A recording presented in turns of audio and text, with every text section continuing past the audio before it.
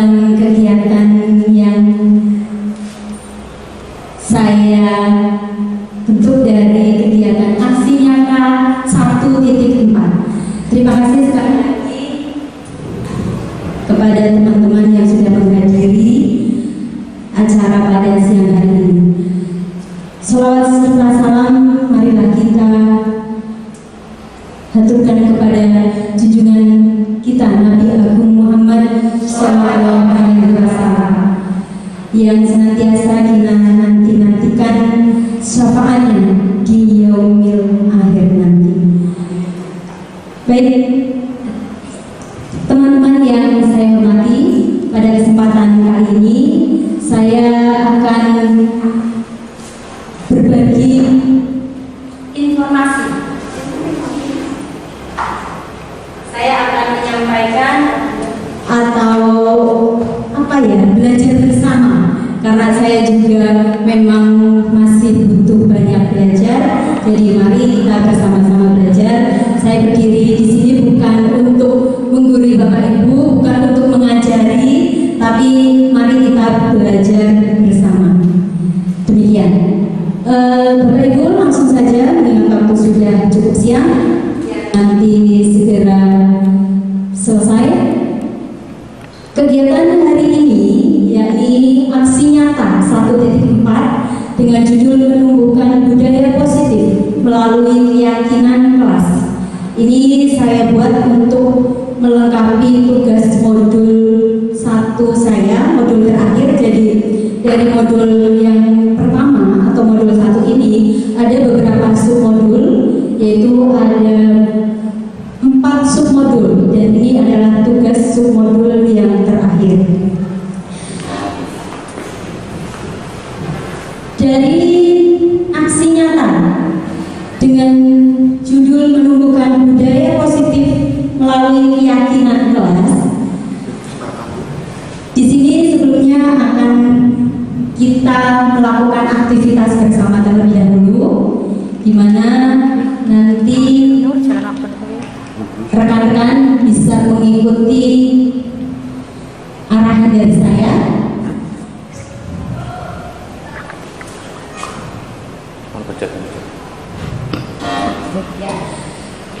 Coba bersama-sama sambil pejamkan mata. Pejamkan mata kita. Bapak Ibu, silakan buat Bapak Ibu senyaman mungkin. Pejamkan mata Bapak Ibu dan ikuti apa yang saya katakan. Pejamkan mata sambil dibantu dengan musik instrumental. Kemudian bayangkan dalam bayangan Bapak Ibu sekalian, bayangkan sekolah impian Bapak Ibu sekalian. Sambil memejamkan mata, bayangkan sekolah impian Bapak Ibu sekalian. Bagaimana suasana sekolahnya, bagaimana sikap Bapak Ibu gurunya, bagaimana tutur kata gurunya, kemudian bagaimana guru bersikap kepada murid-muridnya, dan bagaimana sikap murid-muridnya, kemudian bagaimana mereka saling berinteraksi terhadap Anda, terhadap sesama, terhadap seluruh warga sekolah, serta Bapak dan Ibu guru semua. Bayangkan itu ada dalam pikiran Bapak Ibu sekalian.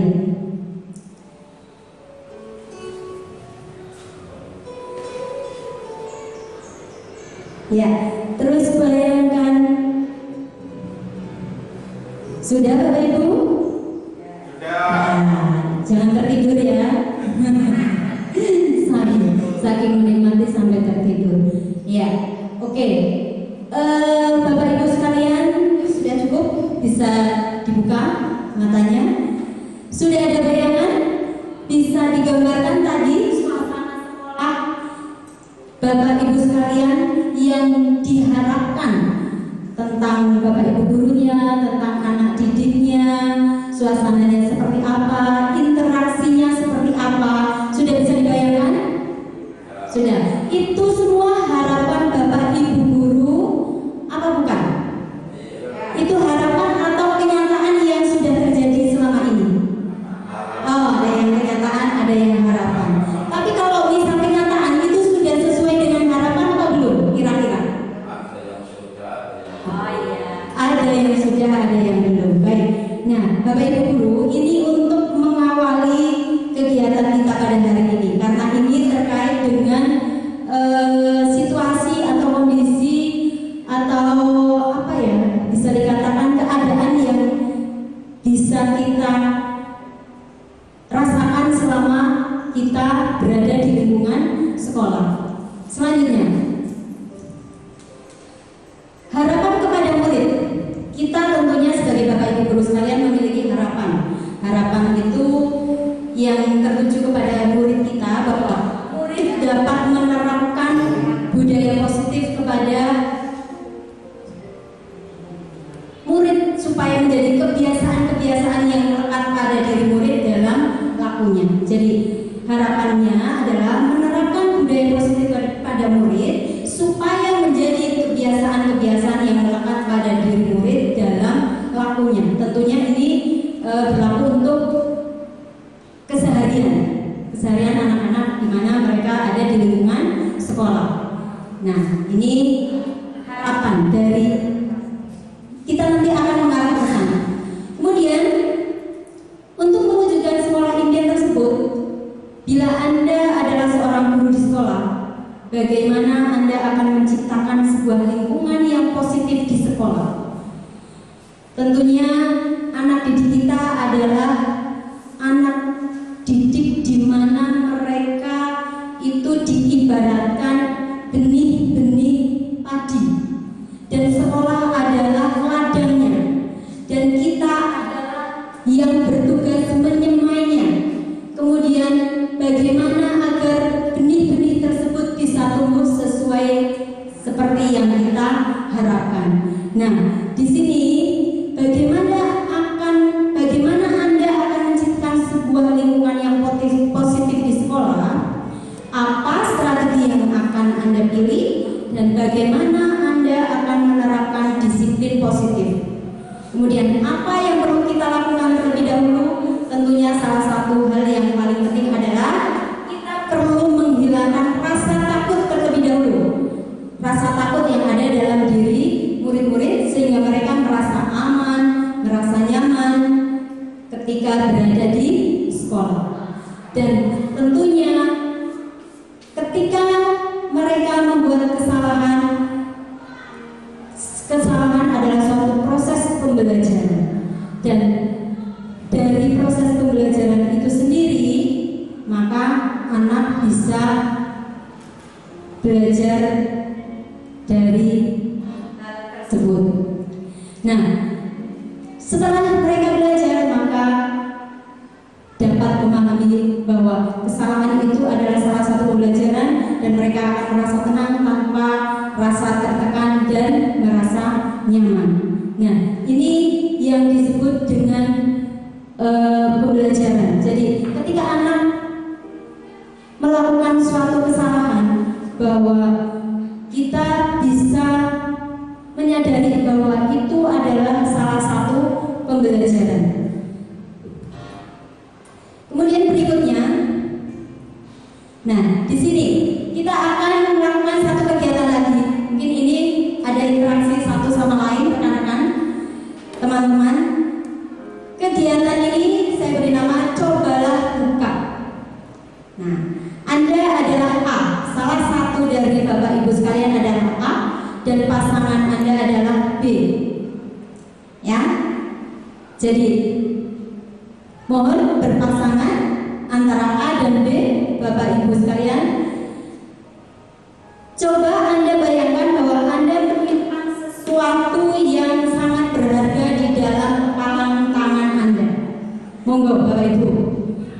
Bu Suci dengan Bu Tusria, Pak Salingan dengan Pak Rohim, Bu Rizky dengan Bu Mujina,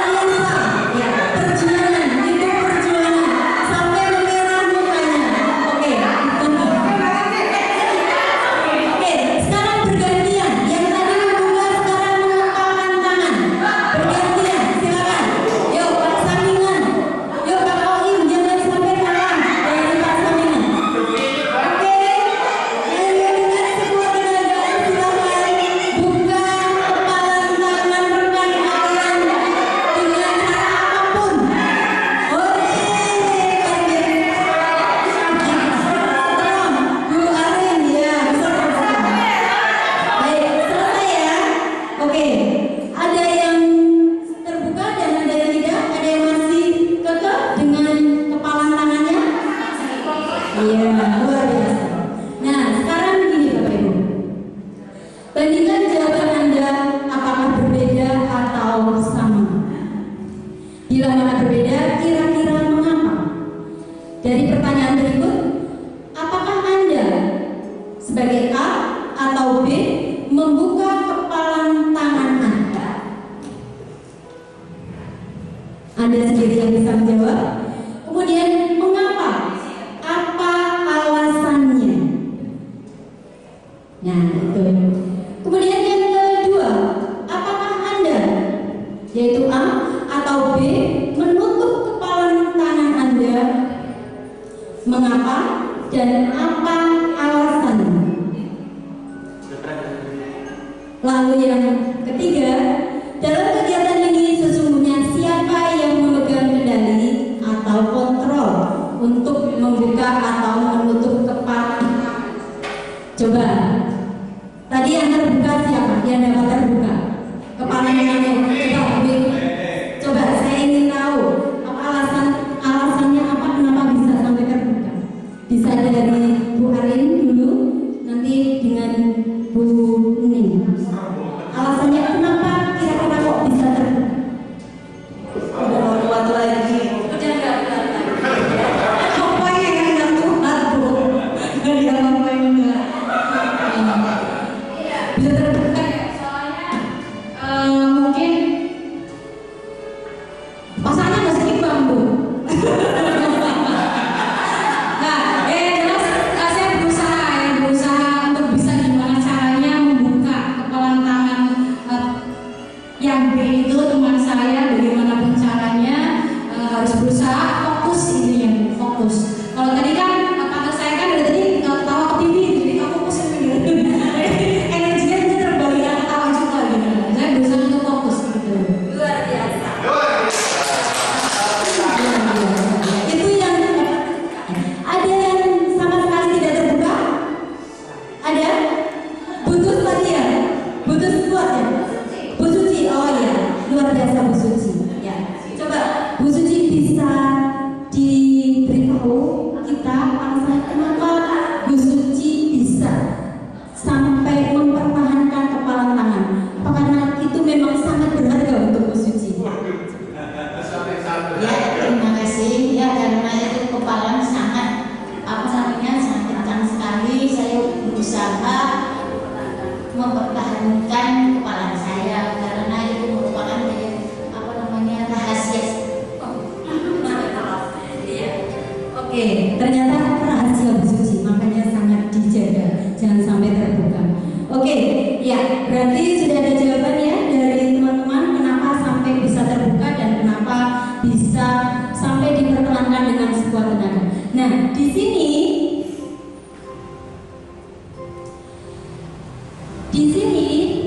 selanjutnya coba yang namanya mempertahankan itu sebetulnya kan tergantung diri kita ya, tergantung kita. Seperti yang Bu Suci sampaikan tadi bahwa karena itu merupakan sesuatu yang sangat berharga untuk saya, maka dengan sekuat tenaga saya akan berusaha mempertahankan, jangan sampai terbuka. Sedangkan Bu Arin kenapa bisa terbuka? Sebetulnya mungkin ada keinginan untuk mempertahankan, tapi karena memang sudah tidak ada tenaga lagi, kemudian terpaksa harus terbuka. Mungkin seperti itu. Dan kenapa Bu Ning sampai bisa berhasil membuka kepalan tangan Bu Arin? Itu artinya Bu Ning memang dengan sekuat tenaga, dengan fokus yang maksimal, kemudian berhasil membuka tangan. Artinya intinya apapun itu kembali lagi kepada diri kita. Kita mau seperti apa, kita mau menjadi apa, kita akan bagaimana, itu adalah kembali ke diri kita masing-masing. Tinggal kita mau mengupayakan seperti apa. Baik, Bapak Ibu, selanjutnya dari psikiater dan pendidik, yaitu Dr. William Glaser, dalam bukunya Choice Theory yang dimaksud dengan makna kontrol. Ini makna kontrol terbagi yaitu menjadi 4 bagian. Makna kontrol di sini menurut Dr. William Glasser, yang pertama, ilusi guru mengontrol murid. Kita sebagai guru biasanya dalam kegiatan sehari-hari kita akan selalu mengontrol murid, bagaimana agar murid kemudian padahal di sini disampaikan pada dasarnya kita tidak dapat memaksa murid untuk berbuat sesuatu jika murid tersebut memilih untuk tidak melakukannya. Nah, ini sama halnya dengan yang sudah kita praktikkan tadi Bapak Ibu, bahwa kita akan menjaga apapun yang menjadi rahasia kita yang yang sangat berharga bagi kita dengan sekuat tenaga agar tidak diketahui, agar tidak dibuka oleh teman. Nah, di sini pun sama. Pada dasarnya kita tidak dapat memaksa murid untuk berbuat sesuatu jika murid tersebut memilih untuk tidak melakukannya. Nah, saat itu bentuk kontrol guru menjadi kebutuhan dasar yang dipilih murid tersebut. Nah, ini teori kontrol menyatakan bahwa semua perilaku memiliki tujuan, bahkan terhadap perilaku yang tidak disukai. Jadi, ilusi guru mengontrol murid di sini bahwa seorang siswa akan melakukan sesuatu itu hanya berdasarkan karena adanya kontrol guru. Jadi, ketika mereka melakukan sesuatu itu atas dasar perintah, bukan atas dasar kesadaran diri sendiri. Itu yang pertama. Kemudian yang kedua, ilusi bahwa semua penguatan positif efektif dan bermanfaat. Nah, penguatan positif atau bujukan, nah ini tadi kan Bapak Ibu guru ada usaha membujuk bagaimana supaya teman kita itu terbuka tangannya. Nah, tentang bujukan ini adalah bentuk kontrol, salah satu bentuk kontrol. Nah, dalam jangka waktu tertentu, kemungkinan murid tersebut akan menyadarinya dan mencoba untuk menolak bujukan kita. Nah, ketika kita berusaha membujuk anak untuk melakukan sesuatu sesuai dengan keinginan kita, tapi karena bujukan, bukan karena atas dasar inisiatif sendiri, kemauan sendiri. Nah, di sini ketika anak merasa awalnya mungkin nggak sadar bahwa dia itu sedang dibujuk untuk melakukan suatu hal, biar dia nurut. Nah, tapi ketika anak itu menyadari bahwa itu hanya bujukan saja. Nah, pada akhirnya siswa ketika menyadari itu, dia akan mungkin bisa jadi malah tidak mau mengikuti perintah guru lagi. Nah, itu yang kedua, ilusi bahwa semua penguatan positif, efektif dan bermanfaat. Kemudian yang ketiga, ilusi bahwa kritik dan membuat orang merasa bersalah dapat menguatkan karakter.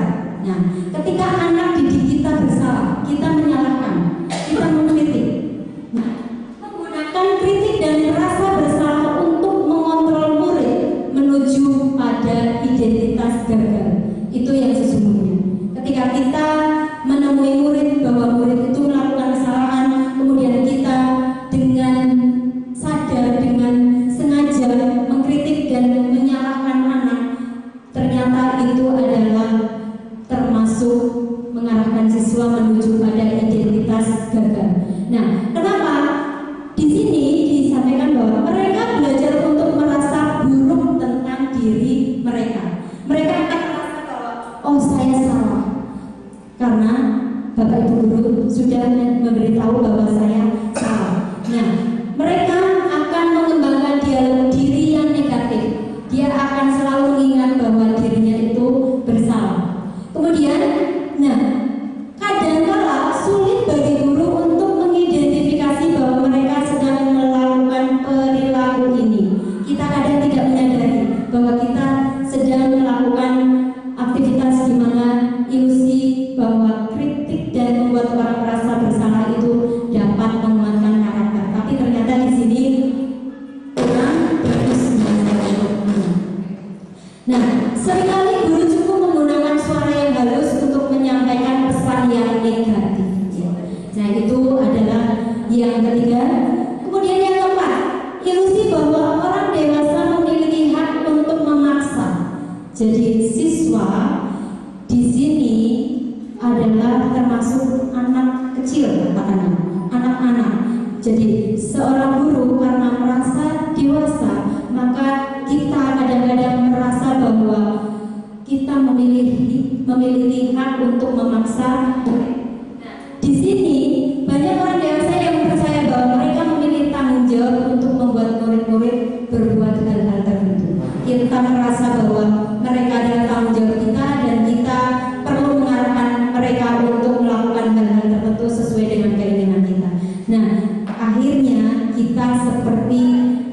bahasanya memaksa.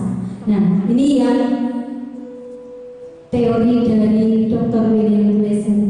Selanjutnya, Bapak Ibu,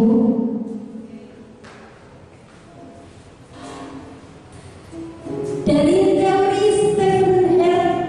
Covey, nah, Principle Centered Leadership itu pada tahun 1991, beliau menyampaikan bahwa bila ingin membuat kemajuan perlahan, sedikit-sedikit, kemudian ubahlah sikap atau perilaku Anda.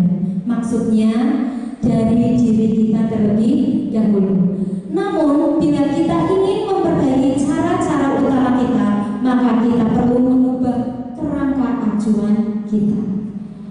Ubahlah bagaimana Anda melihat dunia, bagaimana Anda berpikir tentang manusia. Kemudian ubahlah paradigma Anda, skema pemahaman dan penjelasan aspek-aspek tertentu tentang realitas. Ini dari Stephen R. Covey.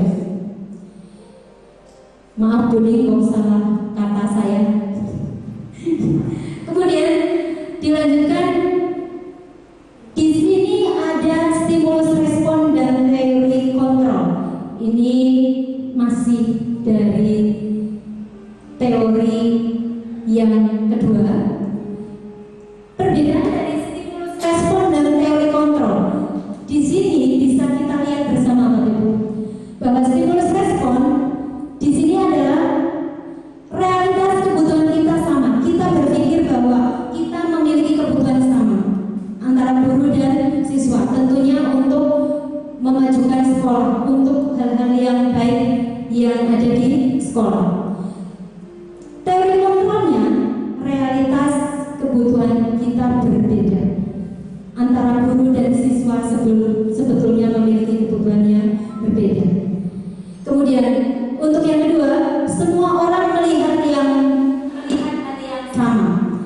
Kadang kita melihat sesuatu dari sudut pandang kita, misal bisa dikatakan merah, tapi belum tentu dari sudut pandang orang lain, termasuk dari anak didik kita.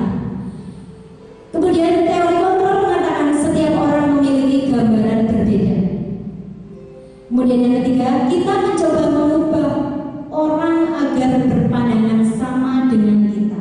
Kita melakukan hal-hal yang seolah-olah memaksa anak untuk melakukan apa yang kita inginkan. Kemudian teori kontrolnya, kita berusaha memahami pandangan orang lain tentang dunia. Lalu yang berikutnya, perilaku buruk dilihat sebagai suatu kesalahan. Ini dalam stimulus respon.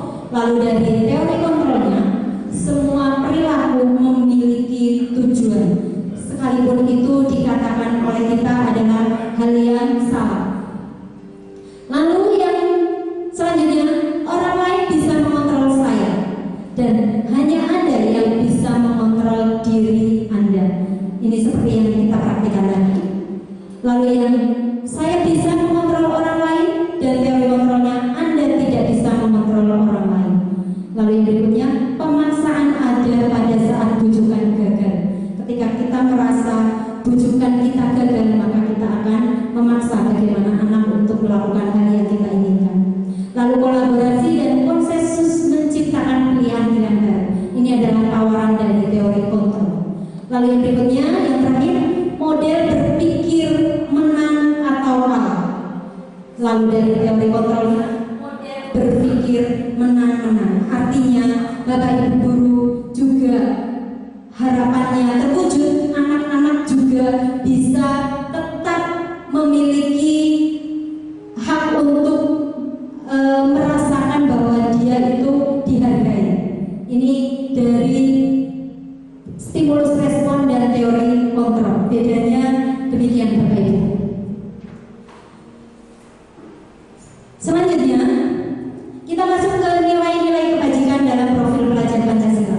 Seperti yang kita pelajari bersama Bapak Ibu, sudah melekat ya pada diri Bapak Ibu, di ingatan Bapak Ibu, ada 6 nilai-nilai kebajikan dalam profil pelajar Pancasila. Di antaranya beriman, bertakwa, bertakwa kepada Tuhan Yang Maha Esa dan berakhlak mulia, mandiri, bernalar kritis, berkebinekaan global, bergotong royong, dan kreatif. Nah, selanjutnya, dari nilai-nilai kebajikan universal yang disepakati bersama, lepas dari suku bangsa, agama, bahasa, maupun latar belakang nilai-nilai ini merupakan payung besar dari sikap dan perilaku kita, atau nilai-nilai ini merupakan fondasi kita dalam berperilaku. Nah, nilai-nilai kebajikan yang diyakini seseorang akan melahirkan motivasi intrinsik sehingga memberikan motivasi dari dalam untuk dapat mencapai tujuan mulia yang diinginkan. Ya, kira-kira seperti itu. Selanjutnya, perbedaan antara hukuman dan konsekuensi. Coba, hukuman dan konsekuensi. Hukuman di sini bersifat tidak terencana. Jadi, tiba-tiba anak atau murid tidak tahu apa yang akan terjadi dan tidak dilibatkan. Hukuman bersifat satu arah dari pihak guru yang memberikan, dan murid hanya menerima suatu hukuman tanpa melalui suatu kesepakatan atau pengarahan dari pihak guru. Baik sebelum atau sesudahnya, hukuman yang diberikan bisa berupa fisik maupun psikis. Murid atau anak disakiti oleh suatu perbuatan atau kata-kata. Ini hukuman.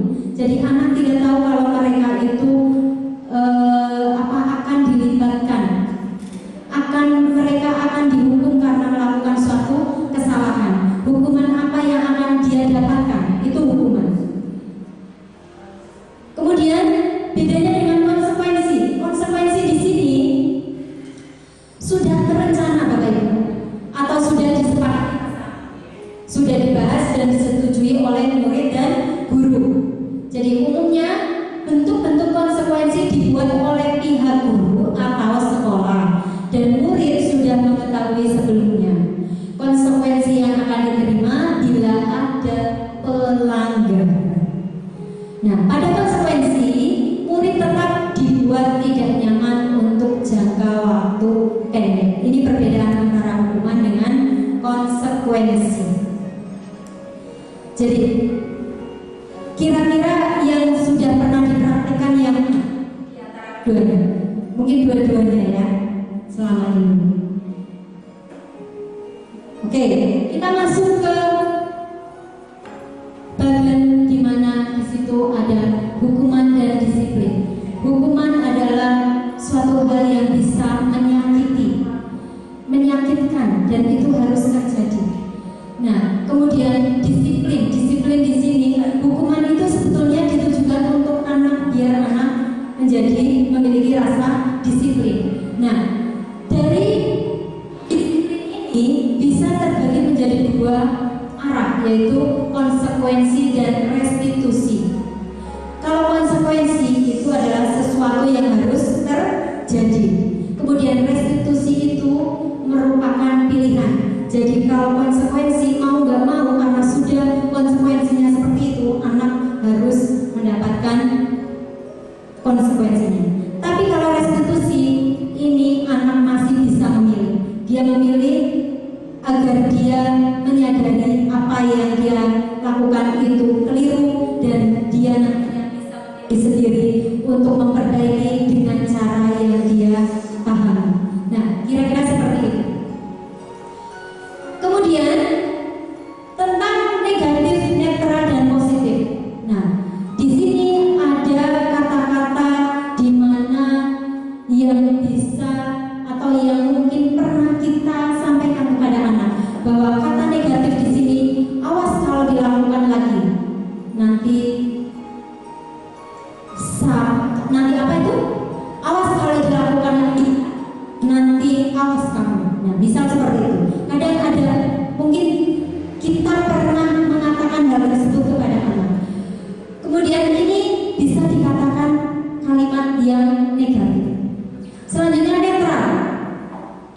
di sini contohnya adalah lakukan apa yang saya katakan.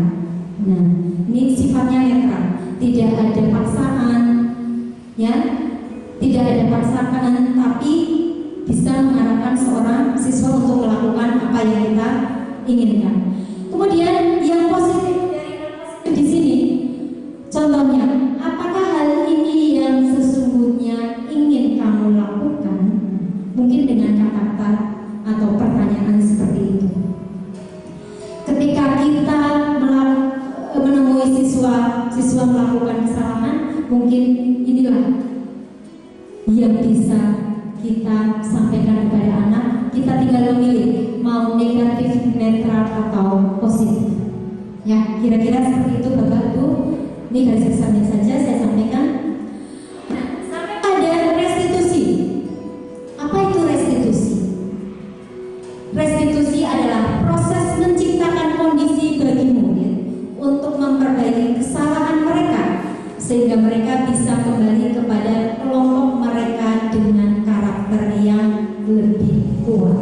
Nah, ini menurut dosen 2004. Nah, di sini disampaikan bahwa kebiasaan kita selama ini, bila ada orang yang berlaku salah pada kita, adalah langsung memaafkan. Kita langsung memaafkan, atau bahkan kita melakukan sesuatu yang membuat mereka tidak nyaman atau merasa bersalah. Kita cenderung untuk berfokus pada kesalahan daripada mencari-cari cara bagaimana agar orang yang berbuat kesalahan itu dapat memperbaiki diri. Kita lebih fokus pada cara mereka membayar akibat dari kesalahan mereka daripada mengembalikan harga diri mereka. Membuat kondisi menjadi impas menjadi lebih penting daripada membuat situasi menjadi.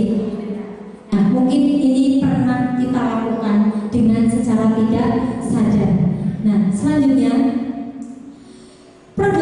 prosedur untuk pembentukan keyakinan kelas. Prosedur untuk pembentukan keyakinan kelas. Nah, di sini ada beberapa langkah, di antaranya curah pendapat tentang peraturan yang perlu disepakati. Keyakinan kelas adalah bisa dikatakan pengganti dari aturan atau tata tertib kelas. Mungkin Bapak Ibu sekalian kita bersama bisa mempraktikannya nanti. Yang pertama, curah pendapat tentang peraturan yang perlu disepakati. Contohnya, ketika kita berada di kelas, sebelum kita melakukan pembelajaran, kita membuat kesepakatan dulu. Bagi yang jam pertama contohnya, bagaimana kesepakatan kita yang harus kita buat agar sekolah, agar pembelajaran di kelas itu nyaman, aman, tertib, tidak ada anak yang istilahnya melakukan hal-hal yang di luar harapan kita, di luar keinginan kita. Yang pertama, curah pendapat tentang peraturan yang perlu disepakati. Contohnya misal, anak datang tepat waktu. Kalau anak ini mungkin ada kalimat dilarang datang terlambat. Nah, mungkin kita bisa ganti dengan kalimat datang tepat waktu. Mungkin seperti itu. Contoh lagi misal, dilarang minum di kelas. Nah, ini bisa diganti dengan sebelum minum izin dengan guru yang ada di kelas. Mungkin seperti itu. Kemudian, kalau sudah kita menentukan semua kesepakatan bersama, kita bagi anak-anak kan di kelas ada 32. Semua anak supaya mengisi atau memberi satu usulan, kira-kira apa yang akan disepakati bersama. Contohnya tadi, minum di luar ruang kelas atau datang tepat waktu, mengerjakan tugas piket tanpa disuruh misal. Nah, itu kan hal-hal yang sebetulnya memang selama ini sudah berjalan, tapi mungkin hanya kalimatnya saja yang berbeda. Nah, setelah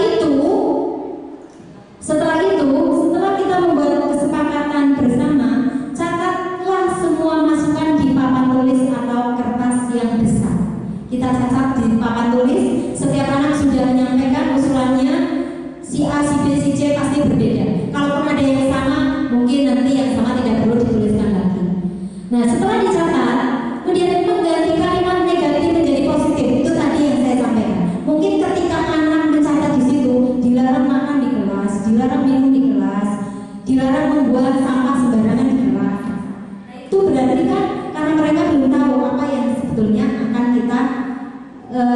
7. Nah, di sini setelah kita mendapatkan semua masukan dari anak-anak, kita mengganti kalimat negatif menjadi positif seperti yang tadi. Ketika dilarang makan di kelas, ganti makan minum di luar kelas, atau misal mau minum silakan izin terlebih dengan bapak ibu guru, misal seperti itu.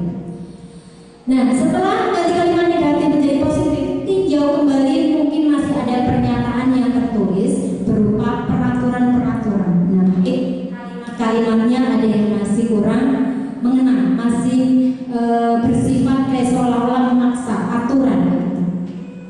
Kemudian berikutnya, tinjau ulang keyakinan kelas setidaknya menjadi 3 sampai 7 keyakinan. Maksudnya dari 32 siswa pastinya kan setiap anak memiliki usulan. Nah, kalau 32 usulan itu semuanya ditulis, walaupun mungkin di situ ada yang sama tidak perlu dimasukkan. Kalaupun ada yang berbeda, tapi di situ masih lebih dari 10 katakanlah, masih lebih dari 7 katakanlah, kita mungkin bisa sortir kembali mana yang paling tepat, mana yang kiranya memang bisa disepakati di kelas, kira-kira seperti itu. Kemudian semua warga kelas menyetujui dan menandatangani keyakinan kelas. Semua warga kelas menandatangani keyakinan yang sudah disepakati. Lalu yang terakhir, keyakinan kelas bisa ditempel di dinding yang mudah dilihat warga kelas. Nah, ini adalah prosedur pembentukan keyakinan kelas. Nah, masuk pada 5 kebutuhan dasar manusia, bahwa siswa-siswi kita adalah tergolong manusia. Jadi mereka pun memiliki 5 dasar kebutuhan. Di antaranya kebutuhan untuk bertahan hidup. Ini sifatnya fisiologis, di mana di antaranya adalah kesehatan, rumah, makan, dan bersifat biologis. Ini kebutuhan bertahan hidup. Lalu yang kedua, kebutuhan akan kasih sayang dan rasa diterima. Setiap manusia memiliki keinginan untuk kasih sayang dan rasa diterima. Di antaranya adalah koneksi sosial dan teman sebaya. Kemudian yang berikutnya, penguasaan. Di sini di antaranya kebutuhan pengakuan atas kemampuan, di antaranya diakui prestasinya dan keterampilannya. Kemudian ingin menjadi seorang pemimpin, ini dalam hal penguasaan. Selanjutnya, kebutuhan akan kebebasan. Di sini adalah kebutuhan akan pilihan, yaitu mandiri, suka bergerak, suka mencoba-coba, tidak terlalu terpengaruh oleh orang lain. Lalu yang terakhir, kebutuhan akan kesenangan.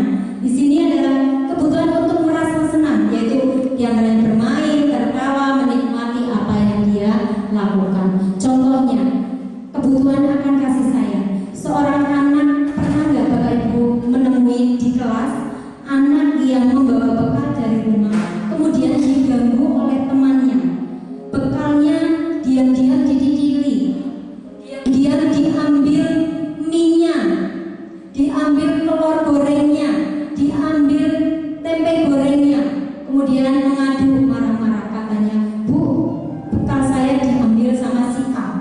Saya pernah menemui seperti itu. Nah, ini kenapa anak melakukan hal tersebut? Ini karena mereka memiliki kebutuhan akan kasih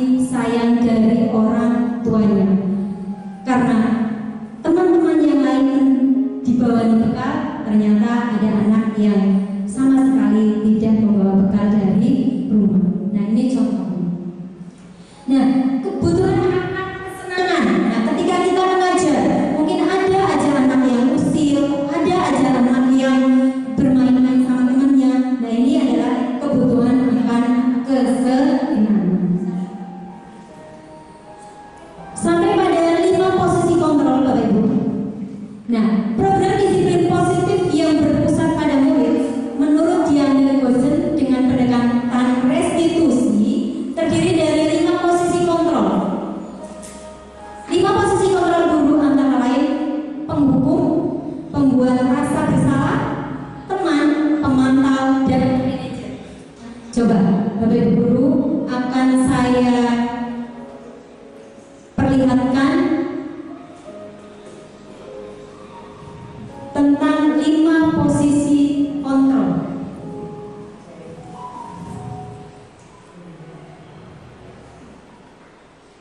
Tentang 5 posisi kontrol. Salam bahagia Ibu dan Bapak Guru yang baru. Dalam penerapan disiplin positif restitusi, salah satu program yang dikembangkan adalah 5 Bisa terdengar Bapak Ibu? proses perjalanan seorang pendidik agar dapat mengambil kehidupan. Pada video kali ini, kita akan membahas tentang 5 posisi kontrol yang digunakan oleh dari dosen dan contoh utama.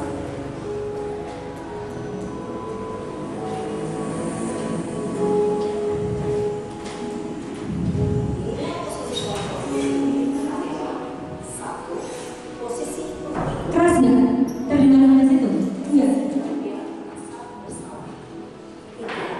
posisi tenang, 4, posisi pemantau atau monitor, dan 5, posisi manajer. Untuk mengetahui kelima posisi tersebut, mari kita saksikan kasus Nadel yang terlambat hadir 20 di sekolah dan melihat bagaimana kelima posisi kontrol dalam menghadapi masalah tersebut.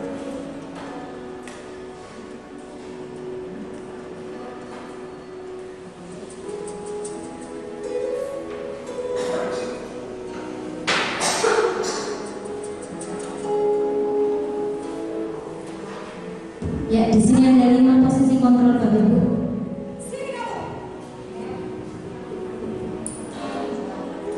Selalu terlambat. Kamu deh, pasti terlambat. Aku, saya, Apa? Apa coba? Alasan kamu apa lagi? Kapan sih kamu tidak terlambat? Malas sekali ya kamu jadi anak. saya, Dasar pemalas. Gak kapok kamu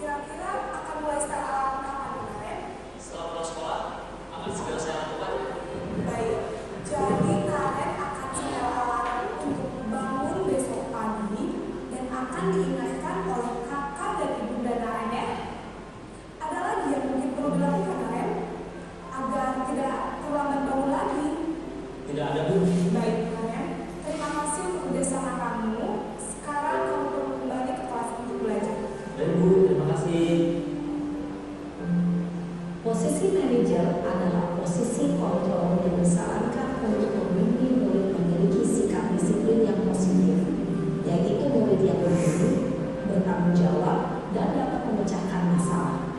Tujuan dari posisi ini adalah agar murid dapat berefleksi atas tindakannya. Guru akan dengan tulus memberikan pertanyaan-pertanyaan bermakna, sehingga murid dapat belajar dari kesalahannya dan mencari sebuah solusi untuk menyelesaikannya. Ibu dan Bapak Guru hebat setelah mengalami adegan. Bapak Ibu sekalian, demikian 5 posisi kontrol yang mungkin pernah kita lakukan secara tidak sadar. Ternyata semua itu pernah kita praktekkan. Nah, dari 5 posisi kontrol tersebut, yang paling disarankan adalah posisi kontrol yang terakhir, yaitu posisi kontrol sebagai manajer. Karena di sini posisi guru itu berbuat sesuatu bersama dengan murid, yaitu mempersilahkan murid mempertanggungjawabkan perilakunya, kemudian mendukung murid agar dapat menemukan solusi atas permasalahannya sendiri. Di sini penekanan bukan pada kemampuan membuat konsekuensi, namun dapat berkolaborasi dengan murid bagaimana memperbaiki kesalahan yang ada. Nah, seorang manajer akan berkata, apa yang kita yakini? Atau kembali ke keyakinan kelas. Kemudian, apakah kamu meyakininya? Ini adalah contoh kalimat-kalimat pertanyaan yang bisa ditujukan. Jika kamu meyakininya, apakah kamu bersedia memperbaikinya? Kemudian, jika kamu memperbaiki ini, hal ini menunjukkan apa tentang diri. Lalu, apa rencana kamu untuk memperbaiki hal ini? Nah, manajer di sini akan menyampaikan pertanyaan dengan nada suara yang tulus, dengan bahasa tubuh tidak kaku, kemudian mendekat ke murid. Lalu seorang manajer telah memiliki keterampilan di posisi teman maupun pemantau, dan dengan demikian bisa jadi waktu-waktu tertentu kembali kepada kedua posisi tersebut bila diperlukan. Artinya, ketika kita memposisikan diri kita sebagai manajer, kita ada kalanya dalam waktu-waktu tertentu, dalam keadaan tertentu bisa memposisikan kita sebagai posisi teman maupun pemantau, sehingga anak nanti akan merasa nyaman ketika kita, sekalipun mereka pada saat itu sebetulnya sedang harus mempertanggungjawabkan perbuatan. Nah, selanjutnya segitiga restitusi. Segitiga restitusi di sini adalah merupakan proses menciptakan kondisi bagi murid untuk memperbaiki kesalahan mereka, sehingga mereka bisa kembali pada kelompok mereka dengan karakter yang lebih kuat. Nah, segitiga restitusi di sini diantaranya terbagi menjadi validasi tindakan yang salah, kemudian menstabilkan identitas, lalu yang berikutnya adalah menanyakan keyakinan. Ini adalah 3 langkah ketika kita mempraktikkan segitiga restitusi. Nah, menstabilkan identitas di sini kita bisa menyampaikan pertanyaan dengan berbuat salah itu tidak apa-apa, atau tidak ada manusia yang sempurna. Kemudian saya juga pernah melakukan kesalahan seperti itu, lalu kita bisa menyelesaikan ini. Nah, ini Bapak Ibu juga tidak tertarik mencari siapa yang salah, tapi Bapak Ibu ingin mencari solusi dari permasalahan. Nah, ini adalah beberapa hal yang bisa disampaikan ketika kita sedang menstabilkan identitas. Lalu yang berikutnya, setiap tindakan dilakukan dengan suatu tujuan. Nah, ini pun sama. Nah, untuk lebih jelasnya kita akan bersama-sama melihat contoh praktik segitiga restitusi, sehingga nanti Bapak Ibu atau kita semua bisa memahami cara praktik segitiga restitusi seperti apa. Salam bahagia.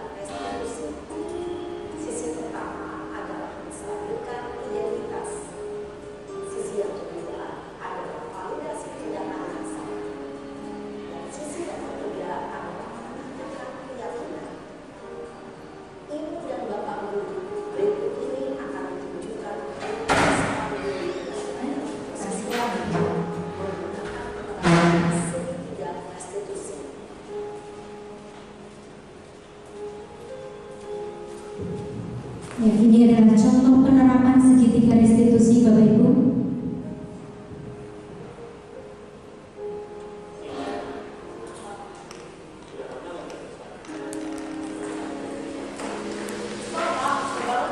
Masa aku dikatain kalau kita Pak? Ya aku marah Pak. Aku dari kata ini kan di depan kelas. Coba banget. Oh, gitu. Ya pasti kalau ada kesalahan. Atau juga sama apabila ada yang berubah. Ya, pada saat itu kamu mau berangkat. Ya saya langsung ngatain mereka lah Pak. Kesel banget. Saya ditakut dia depan teman-teman lain. Oh, gitu. Ini adalah bagian validasi masalah. Kalau sampai tertukar. Iyalah, masa saya diam saja Pak. Ya saya ada ini lah. Masa saya ditutup kami Ya wajar lah. Pertahanan dari itu sesuatu yang penting. Untuk apabila tidak ada kegiatan lagi. Hanya berkata-kata. Iya Pak.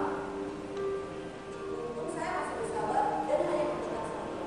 Sudah lulus padahal saya pasti bela diri lah. Ya pasti ya.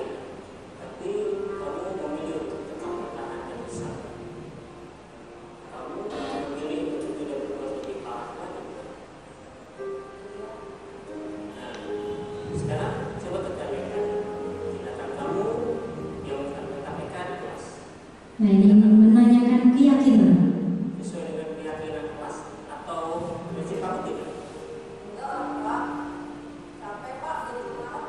Jadi keyakinan atau prinsip mana yang sesuai dengan keinginan kamu. Ya saya sebenarnya sangat menghargai orang lain. Tapi saat ini saya menjadi emosi. Jadi tidak menentukan sekali itu.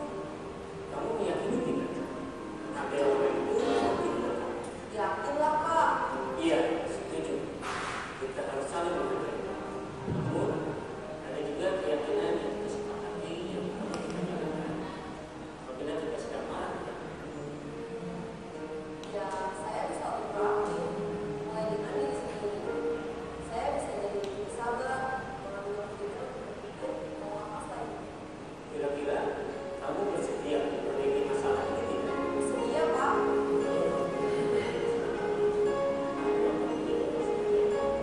Saya akan menjadi orang yang bertanggung jawab kalau saya mampu.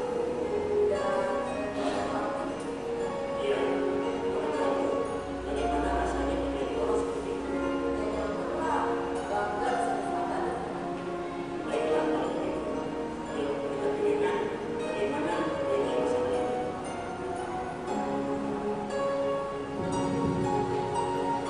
Ya, demikian ini contoh praktik restitusi Bapak Ibu sekalian, di mana restitusi di situ dapat kita praktikkan dalam kehidupan sehari-hari, mulai dari menstabilkan tindakan atau menstabilkan identitas, kemudian validasi tindakan yang salah sampai pada menanyakan keyakinan. Ini akan kita praktikkan bersama nanti, karena selama ini memang sempat saya praktikkan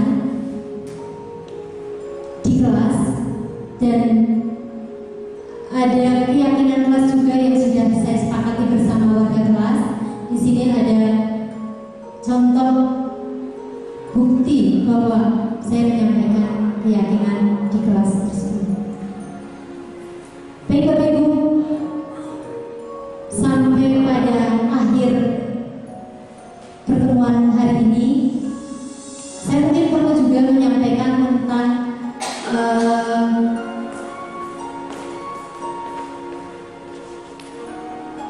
contoh. Kemarin saya menyampaikan atau mempraktikkan restitusi. Ini ada contoh testimoni dari praktik saya kemarin.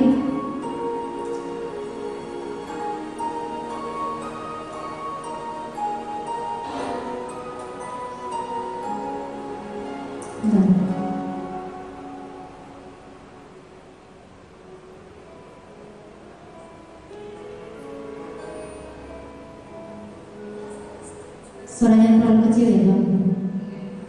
Ya, maaf.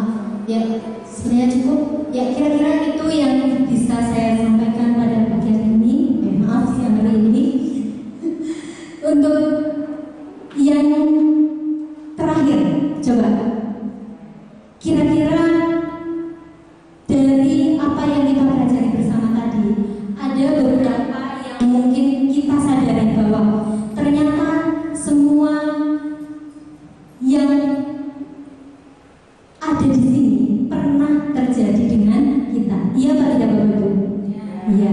Contohnya coba bisa diberi apa ya, sejenis refleksi kepada Pak Teguh Pramono sedikit.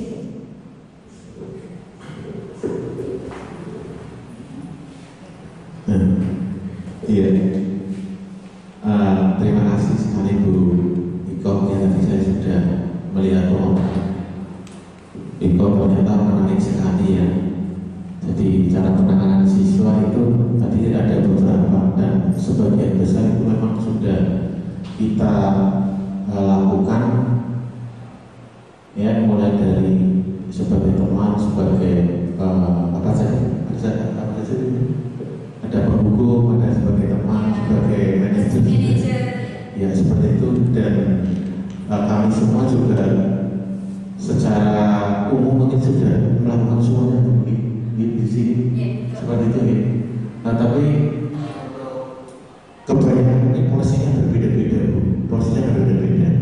Jadi mungkin setelah mulai kegiatan ini untuk refleksi diri saya sendiri, jadi sebenarnya langkah tepat atau cara yang paling tepat menangani anak itu apa ya namanya? Memposisikan diri kita sebagai seorang Iya, memposisikan diri kita sebagai seorang manajer itu sendiri. Itu kalau saya pribadi, mungkin dari pendapat teman-teman yang lain mungkin ada, atau mungkin berbagi-bagi pengalaman tentang ini. Sebagai penghukum juga saya. Iya, saya penghukum juga. Iya, saya juga pernah seperti itu.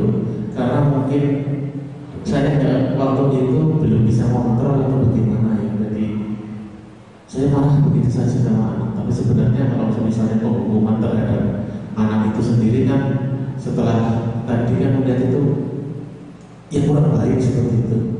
Jadi alangkah baiknya mungkin anak bisa merefleksikan kesalahannya untuk memperbaiki kesalahannya menjadi arah yang lebih baik lagi, seperti itu. Mungkin dari itu untuk teman-teman yang lain bagaimana? Ya, terima kasih.